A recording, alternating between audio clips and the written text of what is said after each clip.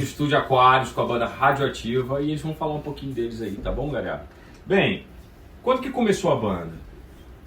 2009, já tem bastante tempo. Então vocês têm uma carreira aí, né? Tem bastante estrada. A gente começou, era uma parada muito de amigos, assim, né, reunidos. E a gente só queria tocar algumas músicas. Desde sempre a gente tem essa coisa de, vamos fazer nossas músicas e tocar. Então, a gente estava inserido numa cena, que era a cena lá de Jacarepaguá, né, e a gente tocava Gardenia Azul. Então, a gente começou lá como amigos, assim, galera da rua, né, do Felipe, no caso. E aí, isso foi crescendo de uma forma, né, que a gente meio que não planejou no início, mas foi se tornando uma coisa muito mais séria e, enfim, é difícil, então nem todo mundo fica, as pessoas têm outras prioridades na vida, mas a gente fez essa loucura que é seguir com a banda esse tempo todo. E aí, depois de um tempo, o Rodrigo entrou. Tem dado certo, né? O Rodrigo entrou, o Reale entrou, e aí o Ferretti, que é o nosso caçula da banda, entrou também. Os membros mais antigos seriam vocês três, né? Nós três. Tá em ordem, né? Tá em ordem, exatamente, tá em ordem. Eles são adotivos, mas já parece que já fazem parte da Já família. são. Bem, né? Não são adotivos, não, a gente pariu recentemente, entendeu? Entendi. Bem, e quais são as influências da banda? Assim, ao longo do tempo a gente vem amadurecendo muito, assim, nosso gosto musical, nossas influências, e acaba que o resultado, né, que são as nossas músicas, acabam sendo uma consequência desse amadurecimento. Então, é um pouco, pode parecer um pouco limitado quando a gente fala de bandas de vocais femininos, né, não só no Brasil, principalmente no Brasil, mas no mundo. Mas no começo, assim, a gente tinha muito como influência Avril Lavigne, Pitty, Paramore, que é o que tem. Sim. Né? Que é Dá pra ver isso. Muitas pessoas, por exemplo, quando associam a Radioativa, tem uma vocalista de cabelo colorido, já remete ao Paramore automaticamente. Sim. Mas acaba que cada um aqui da banda tem várias influências que convergem pro estilo pop punk e emo, que é onde a gente está abordando hoje, em 2023. E a gente escuta muita coisa, cara. Então, tem alguns trabalhos de algumas bandas hoje, como Bring Me The Horizon, Tonight Alive, que é uma banda da Austrália também, de vocal feminino, que a gente escuta bastante, de pop punk.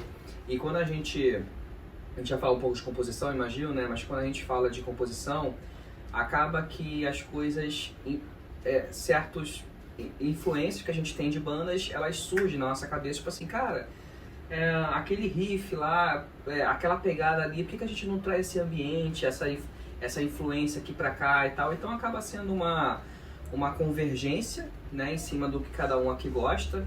Claro que a gente gosta desde hard rock, metal, até rock alternativo, indie, pop. Então, assim, a gente acaba pegando... Dá pra ver no cover, na lista de cover. A gente acaba pegando um pouco influências e tenta convergir isso ao estilo pop punk emo, que é o que a gente tá abordando hoje. Legal. Eu, particularmente, assim, estou trabalhando com produção tem alguns anos, quase, uns 17 anos, né? E observo muito que no começo da minha trajetória, quem dominava o cenário fonográfico de vocais eram os homens. E hoje em dia a gente tem uma ascensão absurda das mulheres. Então, assim, isso pode ser que haja muitas mulheres aí que não tem um nível tão grande de vocal, não comparativamente aos homens, mas comparativamente a elas no meio delas mesmo. E nós temos a sorte de ter uma grande vocalista aqui que, eu tô sabendo que eu abri o show do Evanescence, né? Tem essa trajetória que eu acho que precisa ser citada aqui, importantíssimo. Eu gostaria que vocês falassem um pouco disso, desse momento, como é que isso aconteceu. Isso aconteceu, foi uma promoção da Rádio Rock de São Paulo, 89, que escolheu uma banda para abrir o show do Evanescence em 2017, no Espaço das Américas. Então a gente... Bom, eu sou muito fã de Evanescence, a Emily é a pessoa que me inspirou, assim, a ter uma banda. Então a galera associa muito a Paramore, né, a Hayley Williams. Mas a Emily foi a minha primeira inspiração na indústria, assim, da música, pra saber que eu poderia ter uma banda. Então, a gente conseguiu, a gente mandou nosso material e eles escolheram.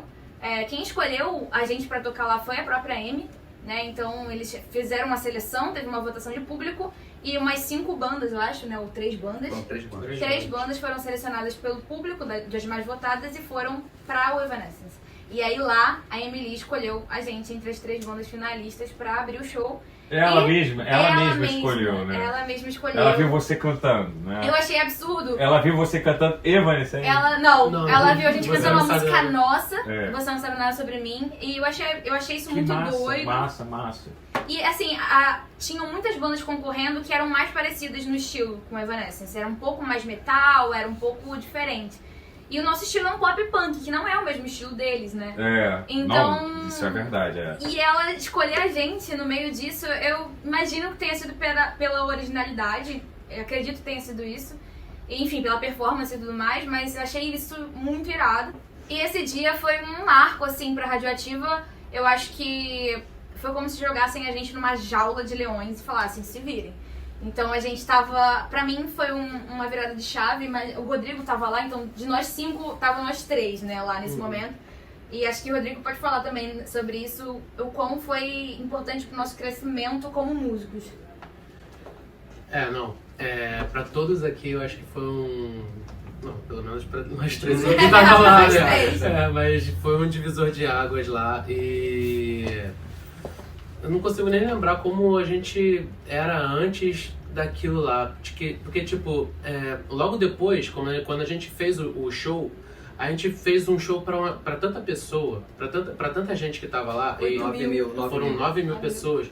E aquilo meio que impactou a gente e fez a gente pensar um pouco do tipo, pô, a gente precisa crescer, né? A gente precisa evoluir, porque eu acho que naquele momento eu acho que nenhum de nós achava meio que estava pronto para aquilo.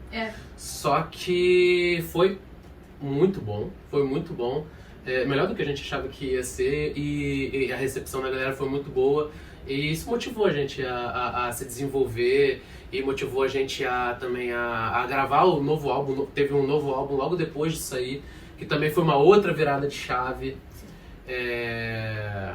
Pessoal minha também, né, pra banda também, mas muito pessoal minha também essa gravação. Então, eu acho que esse show ajudou muito a gente se enxergar como banda mais profissionalmente. Então poderia dizer até que seria um momento mais importante da banda, né? Ou teria... Esse ano inteiro. Esse ano ano. inteiro, porque esse ano teve esse show que teve ali a ignição e teve a gravação do álbum, que foi a virada de chave total ali. Eu me lembro, eu acompanhei esse processo de vocês gravando o álbum, eu achava que estava super empolgado também, super hypado com vocês. E aí vocês vêm com isso, essa notícia toda da Evanescence, eu falei, é isso mesmo, segue esse caminho, e legal, massa, fico feliz. Eu particularmente era uma coisa assim que eu não conseguia ver muito nas bandas que eu conheço. Pô, você vem cá, você teve alguma banda importante que te reconheceu, né? Isso é muito bacana mesmo. Bem, cara, seguindo esse papo aí da gente falar dessa apresentação com a Evanescence e vocês terem sido, né, ganhar essa notoriedade por eles mesmos, né, eles foram até vocês, eu acho isso fantástico. E foi através de uma música autoral, né, música mais... Qual é o nome da música mesmo? Você Não Sabe Nada Sobre Mim. Você Não Sabe Nada Sobre Mim. Música vencedora, cara. Essa é uma música essa vencedora. música é top A gente ganha mesmo. muito com Eu sou ela. suspeito pra falar, eu acho eles 10 demais, cara. Vocês têm que acompanhar eles. Bem, e fala um pouco sobre o processo de composição de vocês. Bom, a gente tem um processinho que tem dado certo ao longo do tempo, assim. A gente vai entrar num novo processo de composição agora, né, com novos integrantes, mas até aqui foi dessa forma. Eu venho com uma base, eu toco violão também, então eu geralmente componho a música com uma melodia base no violão e a letra já, né? Então uma estrutura ali básica. Bem comum. Isso aí. E aí o Felipe grava a base na guitarra, né? Pra gente já chegar com uma demo, basicamente, pra trabalhar em cima.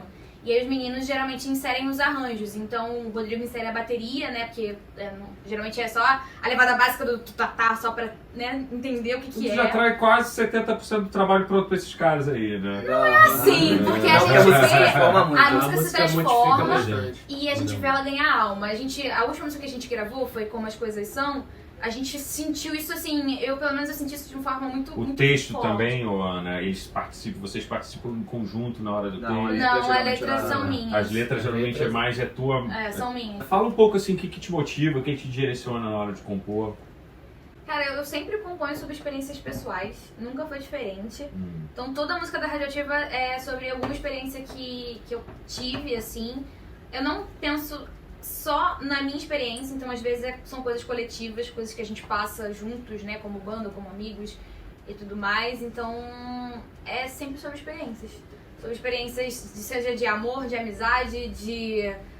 Pessoais suas mesmo, sociais, né? Então, assim, a Marte, que é uma música que a gente lançou depois da pandemia, ela começou a ser escrita um pouco antes da pandemia, ela já falava sobre uma sensação de querer sair daqui, e o aqui, no caso, é do nosso contexto, do nosso país em 2019, que estava um caos. Então é sempre sobre alguma experiência que a gente está passando, ou pessoalmente ou coletivamente. Tá ótimo, tá ótimo. Bem, para finalizar isso aí, vocês têm alguma notícia legal, de material novo para sair, algum trabalho legal? Fala aí. Então, Mário, a gente está nesse ano de 2023, a gente teve uma pegada bem forte nesse último ano de 2022 com redes sociais. A gente teve um ano muito bom, participando em festivais, concursos, a gente chegou a tocar no Rock in Rio. Massa, eu lembro disso. A gente ganhou um concurso pela Gerdau, a gente tocou no stand deles lá no Rock in Rio, foi bem bacana.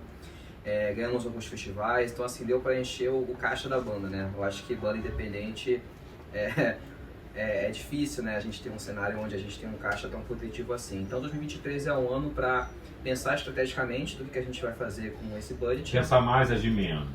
Ou agir tanto. Não, pensar e agir. Agir muito também. Pensar e agir totalmente. Pensar e agir bastante. A gente veio dando um foco no último trimestre, assim, 2022 nas redes sociais. A gente teve um alcance bem interessante no Instagram, no TikTok, crescemos bastante lá com produção de conteúdo.